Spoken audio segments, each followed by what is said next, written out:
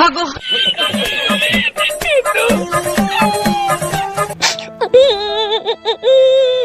সকাল থেকে 3 বার সত্যি বললো, আমি সত্যি সত্যি বারবার শুনতে পাচ্ছি না। তুমি যাও একটা ফয়সালা করে দিয়ে যাও। সব সময় তোকে সত্যি বললো? আমি কি মিথ্যা কথা বলছি নাকি তোমাকে? তুমি ডাকো, ডেকে জিজ্ঞেস করো। বেশ দাঁড়া। কই রে পাকান বেগম? কই রে? কি হলো কি? চিল্লাইছো কেন? কি হলো কি? চিল্লাইছো কেন এরকম করে? মাঙে যখন বাড়ি ধরাবো না, ভাতা ছেড়ে পালাইতে পথ পাবি না তখন।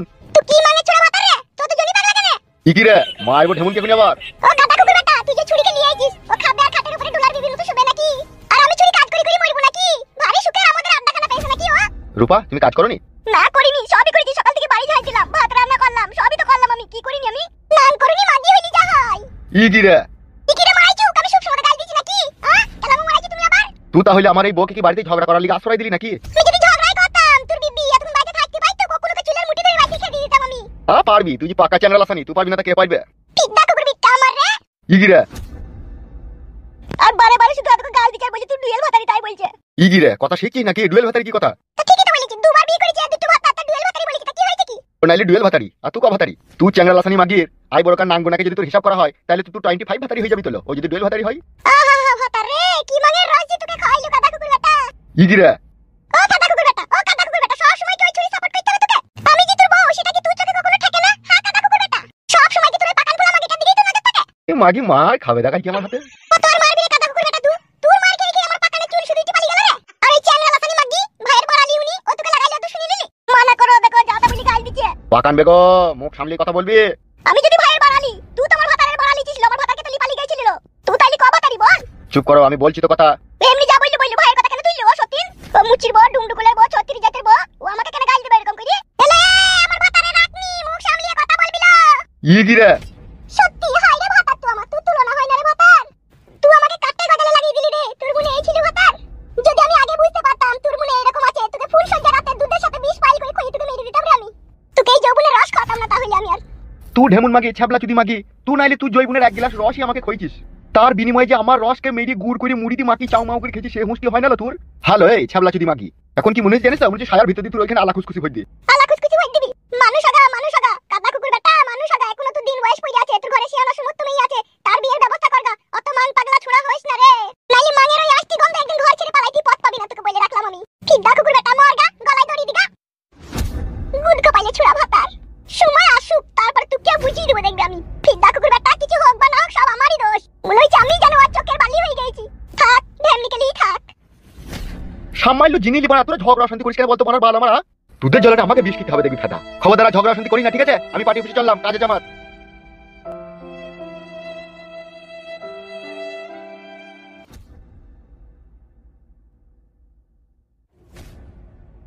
দেখ হামসাফার, তুই ফ্রেশ করে একটা কথা শোন আমার কাছে। আমার দিকে একবার তাকিয়ে দেখ তো। আমার জীবনে অনেক স্বপ্ন ছিল, আমি একটা ভালো সুন্দরী রূপসী লাবিটা যেন ফর্সা পারানি থাকে সেরকম বউ দিদিকে বিয়ে করব। কিন্তু কি হইলো? তার বিনিময়ে কপালে মারা। যে ডাল ধরছি সে ডালই মটমট মটমট করে ভেঙে গেছে। এই আজ পর্যন্ত আমি 64টা মেয়েকে ভালোবেসেছি। যে মাগিকেই আমি ভালোবেসে আপন করে কাছে ডাকছি, সেই আমার কাছে এসে সাধু সন্ন্যাসী সাইতে চাইছে।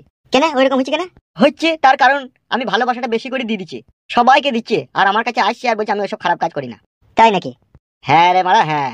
তাই সেই জন্য তোকে আমি বলছি, ওসব মেয়ে মানুষের লেতা জোবড়াই থাকিস না। আমার কাছে ফ্রেশ করে স্পষ্টভাবে কথাটা শুনিলে। ওই প্রিয়ঙ্কাকেই তুই বিয়েটা করলি এখন, ঠিক আছে?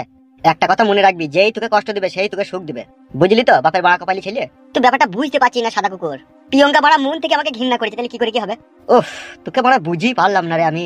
পায়ে হাতে ধরগা, ঠিক আছে? আর ওর বাপকে বুঝিয়ে বলগা, আর 2-1 বোতল মদ ভদ খাওয়াগা, আর 200-500 টাকা ক্যাশ হাতে ধরিয়ে দেগা, দিয়ে রাজি করাগা। এতই যখন উপকার করছিস তুই, তাইলে একবার আমার সাথে চ, বুঝিয়ে বল দিবি।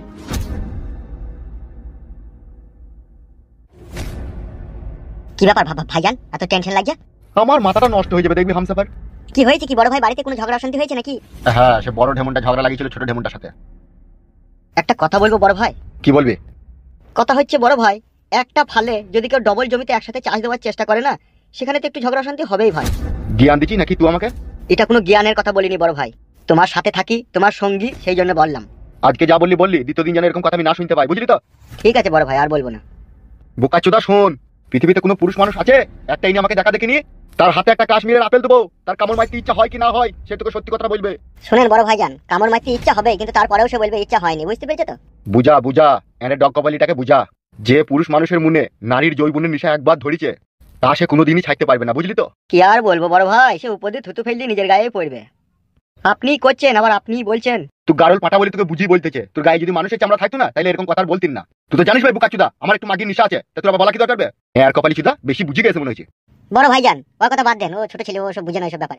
বুঝিয়ে দিবি ওকে সময় পেলে। সে বুঝিয়ে দেওয়া হবে বড় ভাই, ও নিয়ে কোনো চাপ নাই আপনার। বাড়ার বাল সব সময় যদি কেউ কাটা খাই নুনে ছিটি মারে তাহলে ভালো লাগে বল? আমি নুনে ছিটি মারলাম? কি করে বলছেন আপনি ভাই? সব সময় মানুষের সব কথা ভালো লাগে না, বুঝলি তো? আমি এখন একটা বিশাল টেনশন আছি। তার থেকে বড় টেনশন আপনার কাছে এসে একটা হাজির হয়েছে ভাইজান। কি বলছিস হামসাপা তুই? ওই ফালতু যার বউকে আপনি বিয়ে করেছেন সেই ছোড়াকে আমি এখনই দেখলাম। না না মিচ্ছি করিয়ে। মিথ্যা করে নয় ভাইজান, সত্যি করে। কি হলো ভাইজান, কি ভাবছো? ও সুরের বাচ্চা এখন কোথায়? এখন কোথায় আর থাকবে ও, সেটাই তো বোঝা মুশকিল। ওকে যেখানে পাবে টাইনতে টাইনতে ছেচুতে আমার কাছে লিয়ে আয়। ঠিক আছে বড় ভাইজান, তাই হবে।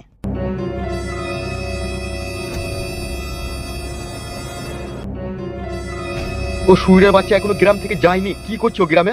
শালাকে যদি ধরে আনে না, শালাকে মদে চাট করবো আমি।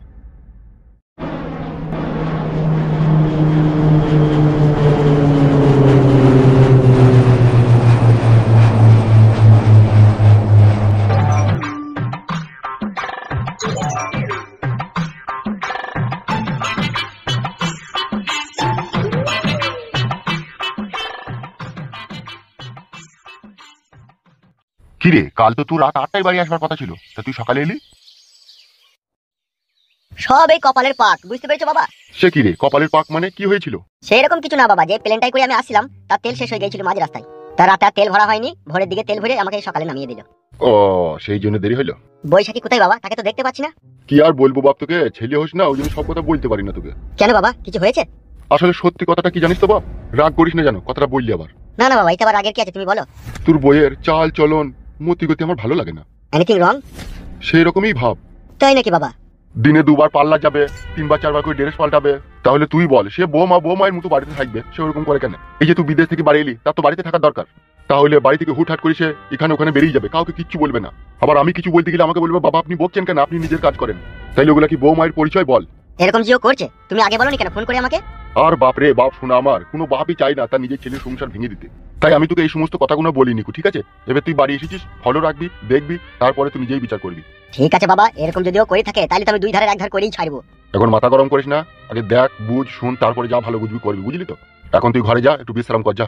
যার জন্য আমি বিদেশে গিয়ে টাকা পয়সা ইনকাম করে তার সুখের জন্য এত কিছু করছি, আর সেই যদি রং রস করে বেড়ায় তাহলে কি সেটা সহ্য করা যায় বলো? সেটা তো যায় না রে বাপ, সেটা তো আমি বুঝি, কিন্তু বৌমাজি বুঝছে না। তার এখন ভরা যৌবন উতলি পড়ছি, সে এখন দামড়া সার খুঁজে বেড়াইছি, বুঝলি তো? বলছি বুঝলে আবার রাগ করিস না জানো। তোমার কথা যদি সত্যি হয় বাবা, ওর গায়ে থেকে চামড়া আমি খুলে নেবো, বিট লবণ মাখাবো। বুঝতে পেরেছো তো বাবা, আমিও এক বাপের ছেলে। ঘরে যা, ঘরে যা, ঘরে গিয়ে বিশ্রাম কর যা।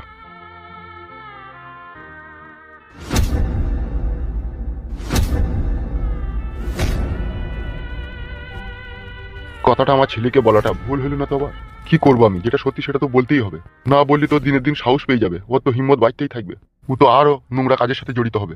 তখন মান সম্মান ইজ্জত নিয়ে টানাটানি লেগে যাবে। আব্বা গো আব্বা, তুই চলে এইছিস বাপ, আয় আয় আয়। ভালো আছে তো আব্বা? হ্যাঁ বাপ আমি ভালো আছি, আয় আয় আয়। দি খবর কি রে বাপ, শোনা ফালতু বাড়ি বিক্রি হয়ে গেল? এই দেখো আব্বা পয়সা। বাহ বাহ রে ফালতু, বাহ বাহ। তুমি এখনই চলো আব্বা ফুটুর কাছে। অত চিন্তা কিসের, সন্ধ্যেবেলায় যাবো, এখন আমার ছেলে বাড়ি এসে। তাই নাকি আব্বা? হ্যাঁ তখন ওই ঘরে চো। এসো।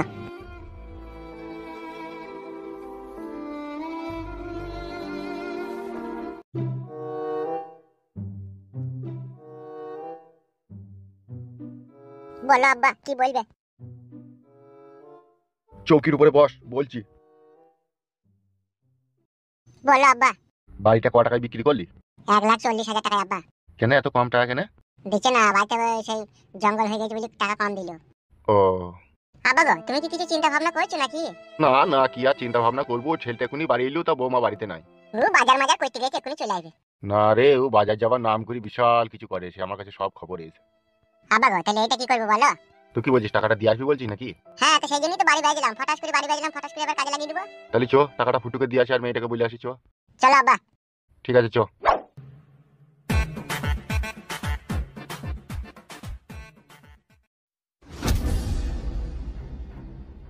আমি যে তার স্বামী, আমি যে বিদেশ থেকে বাড়ি এসেছি তার কোনো হুঁশ জ্ঞান আছে? এখনো বাড়ি আসার কোনো নাম ঠিকানা আছে তার?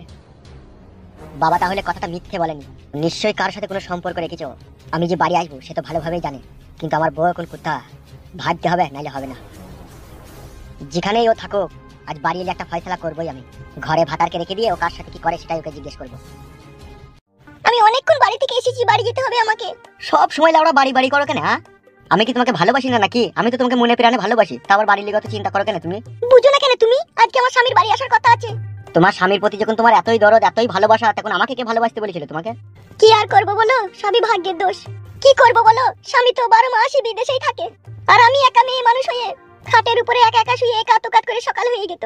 তখনই আমি চিন্তা ভাবনা করলাম, আমার স্বামী তো সারা জীবনটাই বিদেশেই কাটাবে মনে হয়েছে, তাইলে আমার যখন ভরা যৌবন, এই যৌবনের রস আমি এখন কাকে খাওয়াবো? আমি তো খেয়েছি তোমার ওই জৈবনের রস, তাইলে আবার অত তোমার চিন্তা কিসের? আর আমি খাবো তো, যত তুমি খাবে ততই খাবো। চিন্তা আমার তোমাকে রস খাওয়ানোর জন্য নয় গো। তাহলে কাকে নিয়ে চিন্তা করছো তুমি? চিন্তা করছি আমি আমার শ্বশুরকে নিয়ে। কেন বৈশাখী, শ্বশুরকে নিয়ে তুমি চিন্তা করছো? কি আর বলবো তোমাকে, আমার শ্বশুর আমাকে একদমই দেখতে পারে না। কেন, কিসের জন্য দেখতে পারে না জানতে পারি? তোমার সাথে আমার যে ভালোবাসার সম্পর্ক আছে সেটা আমার শ্বশুর সন্দেহ করে, জানে। তাই নাকি? হ্যাঁ গো, আমি কি তুমি মিথ্যা বলছি নাকি? তাহলে তোমার শ্বশুর তোমার ভালোবাসার পথের কাঁটা হয়ে দাঁড়িয়েছে, তাই তো? সেই রকমই ভেবে নাও। উপড়িয়ে দেবো কাঁটা। কি বলছো, মার্ডার করে দেবো তোমার শ্বশুরকে? যদি জানাজানি হয়ে যায়? জানাজানি কিছুই হবে না, যদি ওকে প্ল্যান করে মার্ডার করি তাহলে কেউ জানতে পারবে না। সেটা কিরকম প্ল্যান করবে তুমি আবার? মানুষকে মারতে আবার কোনো প্ল্যান লাগে? হ্যাঁ, যেহেতু ওই সুরের বাচ্চা তো তোমার শ্বশুর, তুমি ওকে খুবই শর্টকাটে সরিয়ে দিতে পারবা। কেমন করি? রাত্রে ভাত খাওয়ার পরে দুধ খেয়ে হয় তো নাকি ও? হ্যাঁ, প্রতিদিনই 500 করে দুধ খায় কাদা কুকুর বেটা। তাইলে ওই কাদা কুকুর বেটাকে দুধের সাথে বিষ খাই দে, না থাকবে বাঁশ, না বাজবে বাঁশুরি। তাইলে পথের কাটা সাফ হয়ে যাবে, আর তোর আর আমার ভালোবাসাটা আরো মজবুত হয়ে যাবে। আর তোর স্বামী তো বাড়িতে থাকে না, ও তো 6 মাস 9 মাস পর একবার বাড়ি আসে। আমি এই বাড়িতে সবসময় রাজ করবো। কি বলছো জান, আমার প্ল্যানটা তো ভালোই। সবই তো বুঝতে পারছি, কিন্তু কেউ জানতে পারবে না তো যে আমি দুধের সাথে 20 পাইল করে খাইয়ে দিয়েছি? কে জানবে? কেউ যদি না দেখে কে জানবে? জানবো তো তুমি আর আমি। একবার চিন্তা ভাবনা করে দেখেছো তুমি? কি? তোমার বাড়িতে তুমি আর আমি একা, রাত 10টার পরে কেউ কোথায় নেই, দরজা জানলা বন্ধ, তুমি আর আমি জামা কাপড় খুলে কি খেলাটাই না খেলবো। চিন্তা করার দরকার নাই, তুমি যেইভাবে বলবে সেইভাবেই তোমাকে দেবো। সরিয়ে দাও তোমার শ্বশুরকে, মেরে দাও সুইরে বাচ্চাকে। লাস্টটা পোস্টমর্টম করার সময় যদি পুলিশ প্রশাসন জিজ্ঞেস করে কিসের লেগে তোমার শ্বশুর বিষ খেয়েছিল, তখন কি উত্তর দেবো? তখন কি উত্তর দেবে? তখন তুমি পুলিশ প্রশাসনের কাছে বলবে যে আমার শ্বশুর মশাইকে আমি ঘরের ভিতরে উলঙ্গ অবস্থায় একটা মেয়ের সাথে শারীরিক সম্পর্ক করতে দেখে ফেলেছিলাম, সেই জন্য আমার শ্বশুর নিজে নিজে আত্মহত্যা করেছে লজ্জাতে। এত জ্ঞান বুদ্ধি নিয়ে রাত্রে কি করে ঘুমাও তুমি? ঘুম তোমার রাত্রে আসেই না, শুধু ইচ্ছা করে তোমার ব্লাউজের বোতাম খুলে মধু খেতে। এত খেয়ে মন হচ্ছে না? মন হচ্ছে না জান, খোলা খামারি করে খেতে ইচ্ছা হয়েছে। বেরোটে আমরা চিদা মরদ। বাড়ি যাবো, আমি অনেকক্ষণ এসেছি। তুমি কাছে থেকে চলে গেলে না, বুকের ভিতরটা কিরকম আনচান করে। আর একটু থাকো সোনাদি, যাবা। তোমাকে যতই দেখি ততই দেখতে ইচ্ছা হয় আমার। ফেদা মনের আশা মেটে না, তোমাকে যতই দেখি তাও মেটে না। সত্যি এতই ভালোবাসো তুমি আমাকে? শুধু তোমাকে ভালোই বাসি না, তোমার ওই কুট কলাই চুমু খেতে যাই আমি। আমার বর এবার বাড়ি থেকে চলে যাক, তোমাকে কুটকলা এই চুমু খাইয়ে তবে ছাড়বো। সত্যি করে খাবো কিন্তু। আমি কি তোমায় দেবো না বললাম নাকি? দিলেই ভালো জান আমার। দেবো তো, 100 বার দেবো। আমি এখন বাড়ি যাচ্ছি। হ্যাঁ, ও বাড়ি চলে এলে কিন্তু বিশাল অসুবিধা হয়ে যাবে। ঠিক আছে, ওঠো। আসি তাহলে। হ্যাঁ হ্যাঁ, এসো শোনা। উফ, হাই রে তোর ভরা জৈবন, তোর ওই জৈবনের সাগরের ডুব মেরে আমার উমুড়ি খেতে খুবই ইচ্ছা করে রে। জানি না কবে তোকে অন্ধকার রাতে পাবো রে। আর যেদিনকে তোকে পাবো 440 ভোল্টেজ দিয়ে তোকে শট মারবো। আর এমন শট মারবো তোকে, তোর মৃত্যু শেষ নিঃশ্বাস অব্দি আমার কথা মনে থাকবে। আর এক শটেই ব্লাডার ফাটিয়ে দেবো। তাহলে এখন কি করবো কাদা? এখন বাড়ি গিয়ে বাথরুমে গিয়ে ডাব শ্যাম্পু দিয়ে হ্যান্ডেল মেরে দিগা, দুধের স্বাদ ঘোলেই মিটিয়ে।